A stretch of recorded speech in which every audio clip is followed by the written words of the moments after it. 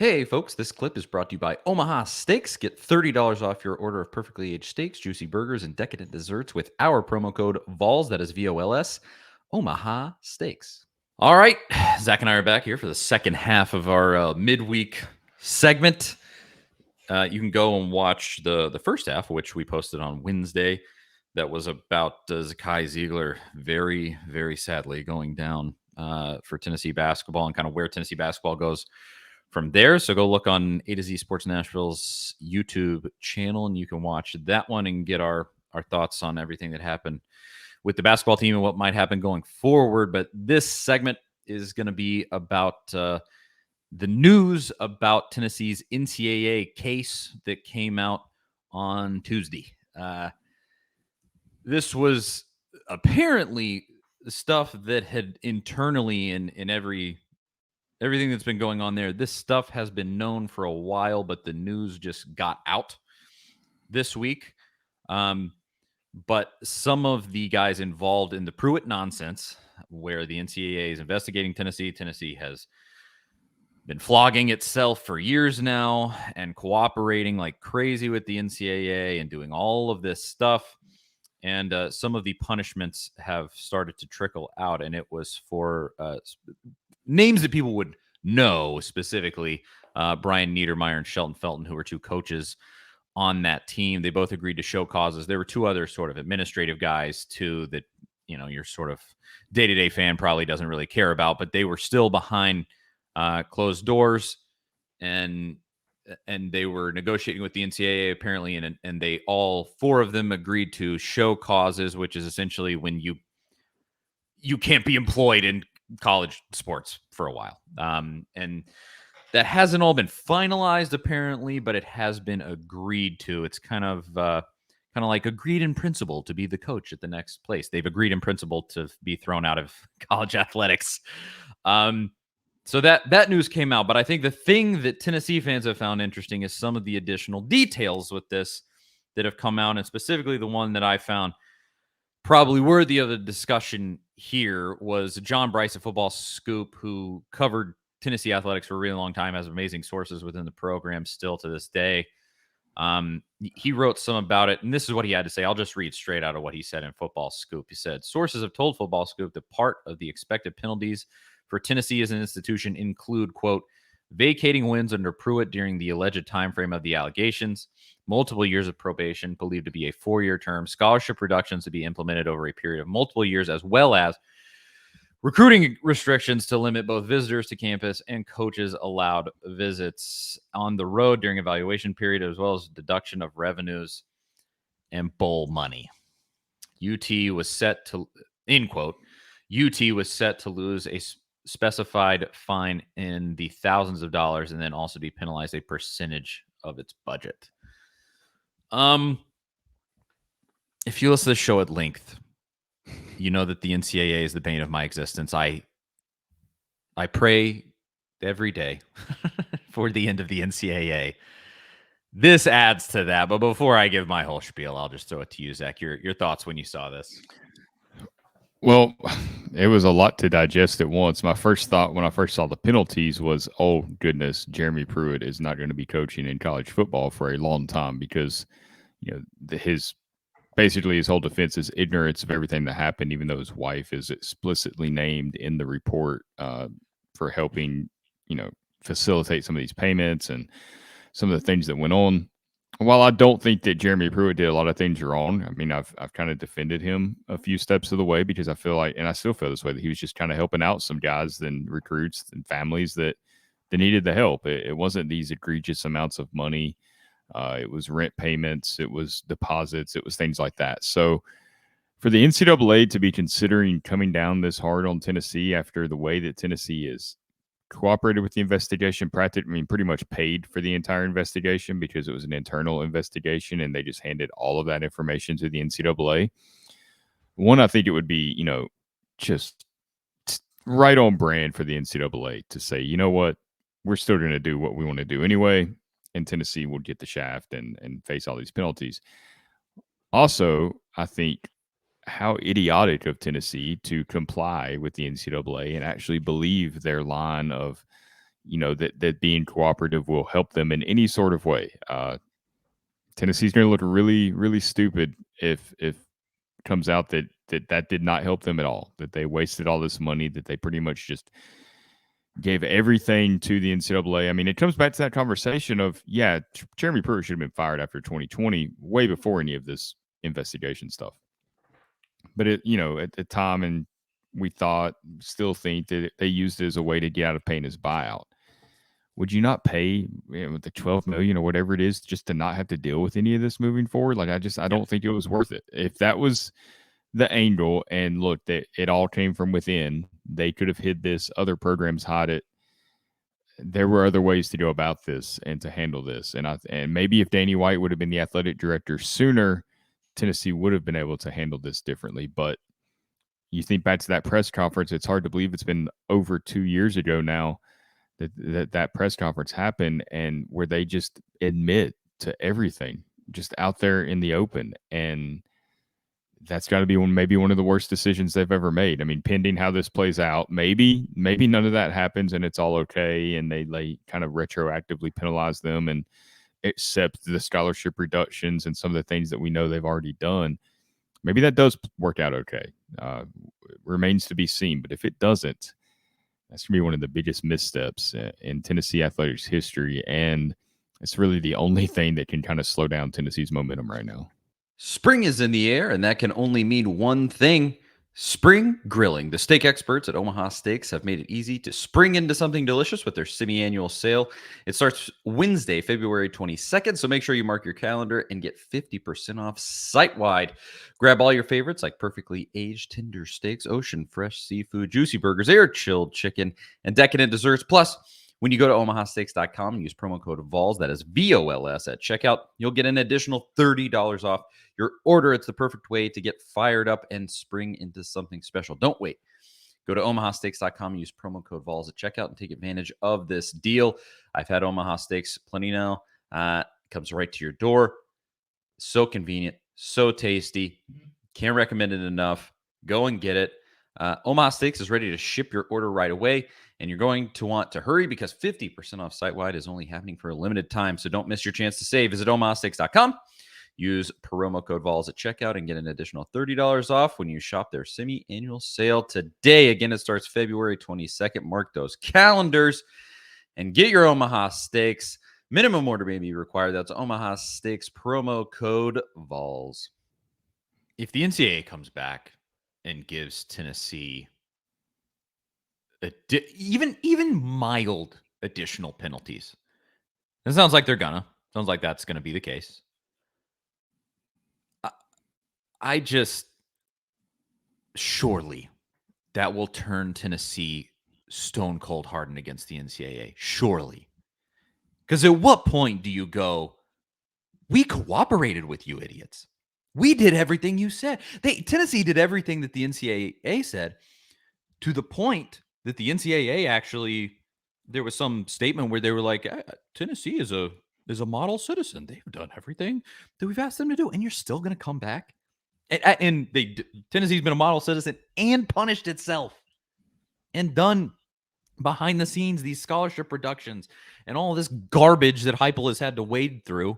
Still went 11-2 through all of that, to even more Heupel's credit there. It's crazy.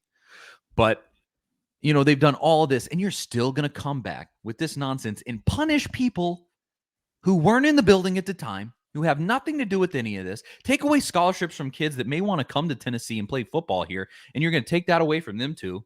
Ruin kids' futures. As the NCAA, really, that's all the NCAA does at this point, is just ruin kids' lives. That's all they do. They not only do they not do anything good, they just ruin kids' lives. I mean, just think about that. Surely this will turn Tennessee to just like, if the NCAA even so much as looks in our direction, lawyer up and tell these guys to screw off. Like, that has to be the turn here. Surely. Because the NCAA is dying. It's almost dead. Please let it just go out to pasture. It's beyond time, at the very least, in terms of football. But yeah, I've had that take since the very beginning. If it would have been possible, we don't know all the inner workings there, but if it would have been possible, you should have just canned this guy and paid for him to go away and forgotten it. we don't know. I mean, in my personal opinion, after that Kentucky game, he should have shown his ass the door, but they didn't. Here we are. That's fine. And well, it's not fine because look at how it's No, worked out. But they've just done everything to bow down in front of the NCAA. And as sick as that makes me, I do think in the situation that Tennessee was in, it was probably the right thing to do, the rightest thing to do. I don't think it was the right thing to do. I think it was the best thing Tennessee could have done in that case, because you were sort of like, well, we're in the ish to begin with. Might as well just let it go. And we'll work with these guys and just try to get them off our back. And you're still going to come back and try to punish Tennessee? Why would anyone ever cooperate with the NCAA again? Why? What good does it do you? It does no good. Now, of course, we're projecting forward, and the punishments haven't come down. And the things that I read said it probably won't come down before the 2023 season, which means it won't come down until after the 2023 season. But it just makes me beyond ill, especially after these last couple of weeks with the Maui Ahuna stuff, and just I could just fight somebody from the NCAA right now, man. Oh God. what are they? What is even the point with NIL stuff, with the massive amounts of money? Like, that Florida tried to pay Jaden Rashada $13 million or whatever. We know that, or we're pretty sure that Nico Yamalabi, or however, he got like 8 million, right? Like, these massive amounts of money are flying around now, and it was like $60,000 that we're talking about with the Pruitt stuff. Like, obviously it was dumb the way that they handled it, and some of the details, like, they weren't very discreet about some of these transactions and the way they handed money off. I mean, the coach's wife, who worked in compliance at Florida State, should have known better. She should have known better than anyone how to get around some of these rules and ways to do it discreetly so that Tennessee wouldn't get caught. And I get that they were trying to help people, but so maybe they didn't view it as cheating in that sense, even though it technically was at the time. But going back and punishing Tennessee in this new era of college football feels, I mean, does it feel unfair in a way? I mean, it was against the rules at the time, but the rules were silly then, and we knew it, and now they're even sillier with the NIL era upon us. It just doesn't feel right, and it feels you're punishing student athletes. The NCAA has demonstrated time after time after time with Tennessee that they do not put the student athlete first. They have kept student athletes from playing in games that they should have been playing in. They've punished kids that had nothing to do with previous coaching staffs, or nothing to do with penalties that happen. None of the play, when these penalties do finally come down, if they do come down in 2024 or whenever it is, nobody on Tennessee's roster or coaching staff, or really even in the administration, will have had a thing to do with what happened between 2018 and 2020 when Pruitt was in Knoxville. So what are you accomplishing? What are you accomplishing? And clearly this stuff keeps happening, and it has happened throughout the years. Programs just get better at hiding it. Or you're trying to send this message that won't be tolerated. Like, that's not going to do anything, especially now. If it wasn't before, what we're going to want to do, what makes you think that message is going to be sent now? What's the point of exerting your power at this point? I can't wrap my head around it. I don't think anybody's going to be able to. It's all just grasping at straws as their organization dies. Like, that's really all this is. The final sort of the death throes of an organization that's been irrelevant for years and years and years now, just trying to stay. I mean, you look at like who they are reaching out to punish at this point in terms of new things, like with this NIL stuff. You notice they're not going for like a Nico. They're going for women's basketball in Miami. They're not going for, who is another, like that Jaden Rashada deal or whatever. They're going to go for Maui Ahuna. Like, they're trying to hit soft targets that they have remaining, and just fight for that little bit of relevancy that they have left, because they know they're about to get pushed out of college football. I think that's an absolute inevitability. There is some amount of argument to be made that they could stay mildly useful with non-revenue sports, but even that, I think you could argue to take them out of that too. But um, regardless, that's just how I see it. Like the guy that just like Mark Emmert just retired and he's done. It was the president of the NCAA. I hope he's ashamed of his entire time and that he knows he did nothing good for anyone.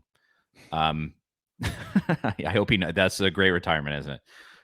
But like the guy that's taking over, it's like when there's like a giant corporate fraud and the company goes bankrupt and fails, and like they'll bring in like a new CEO that basically is just there to like parse out the money to the to creditors is basically all it is. That's what that guy is. Like he just is. The NCAA's failed. The NCAA's done. It's cooked. And whoever takes over for Mark, I honestly don't even know who it is. Whoever's taking over for Emmert is just he's the captain of the Titanic. I mean, it's just done. And yeah, I mean, this is them just trying to hang on to the side of the cliff before they finally fall off. And I can't stand it. I can't stand it at all. With how much money flows into the University of Tennessee athletic program through football, basketball, women's basketball, baseball, everything, the revenue that this program has, just pay a good set of lawyers and tell these guys to kick rocks and say goodbye. No, thank you. We are done here. This is over. Because, I mean, you even have at this point, and I want to say Tennessee is one of these states, if I'm thinking correctly, there are laws on the books in certain states. Tennessee, I think Florida, that make paying athletes, college athletes, a protectable thing in those states. And so you actually, like, you have legal recourse now against the NCAA and tell them, good day. No, thank you.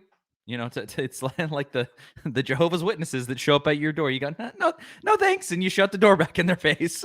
Like that's what needs to happen here. Just tell them to go away, because I'm so done. If they hand down anything mildly serious to Josh Heupel after everything that they've done to clear that place out, oh god, Well, no, I mean, I can't stand anything that happens will just be Hypo having to deal with it, basically. It's not like he's going to be, in any danger of anything happening. But if you're Hypo and it's that 2024 season, I mean, to me, here's the worst case scenario from this, right? If the penalties come down after 2023, let's say, Joe Milton has this great year, Tennessee goes 11-2 again. He doesn't play in the bowl game because he's a first round pick now. Nico starts the bowl game, just lights up whoever they play. Height for 2024 is out of control.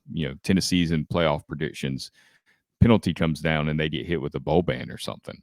I mean, and maybe a severe loss of scholarships. It's going to last multiple years. Who knows? Worst case scenario. If you're Josh Heupel, what keeps you at Tennessee? As much as he loves Tennessee and loves being the head coach, somebody else is going to come calling at that point. What keeps you there? I mean, you can't compete for a championship. You're going to be limited in your scholarships and how you can compete with other programs. That's worst case scenario to me. And that's not to go doom and gloom, but that's what the NCAA can do if they want. And there's nothing anybody can do about it. That's the frustrating part. There is no, like arbitration that they're going to go to hammer out this agreement. The NCAA either does it or they don't. And you're kind of at their mercy. They have to be cut off. They have to be. Please, Greg Sankey, somebody, like start those conversations where it's over. Those conversations have started. That actually has been happening. But let's get it going. Let's go. Because it's destructive for everybody. Everybody hates these guys. They don't serve any functional purpose in big time college sports. Again, there's an argument to be made with non-revenue sports that they give structure and they put on the championships for those sports and things like that. Like, okay, again, I think you could cut them out and it would just be just fine. But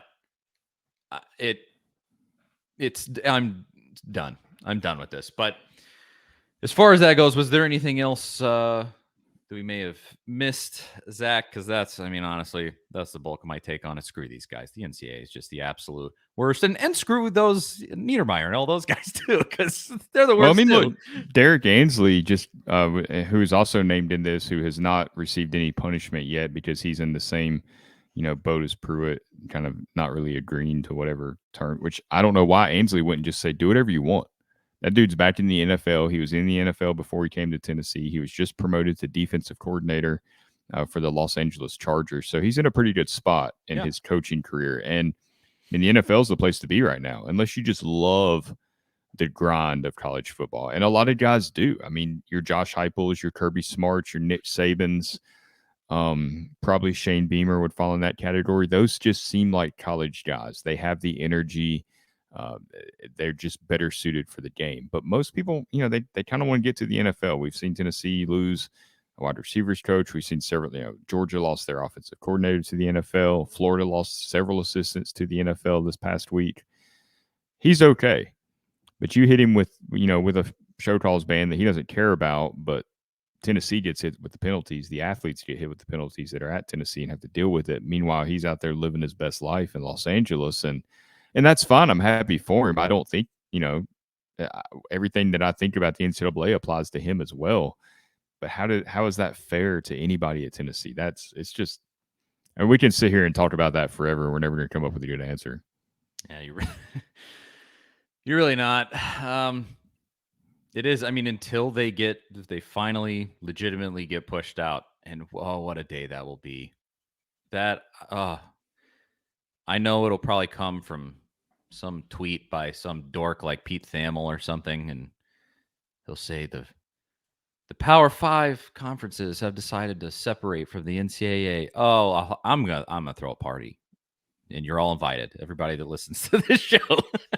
I don't know where it'll be, because my house is probably not big enough to hold all of us, but let it come sooner rather than later. I'm Charlie Burris. That is Zach Reagan. This is another week of the Big Orange Podcast. Never a dull week in Tennessee sports. Prayers to Sakai Ziegler. Prayers to Roger, the radio legend. To him and his family. So sad about that. And curses on the NCAA. Yes. I'll leave that at the end there. Charlie Burris, Zach Reagan. Thanks for listening, everybody. If you're here, you know where to find us on the YouTubes, on Twitter, on Instagram, all of that stuff. And we'll talk to y'all next week. See you guys later.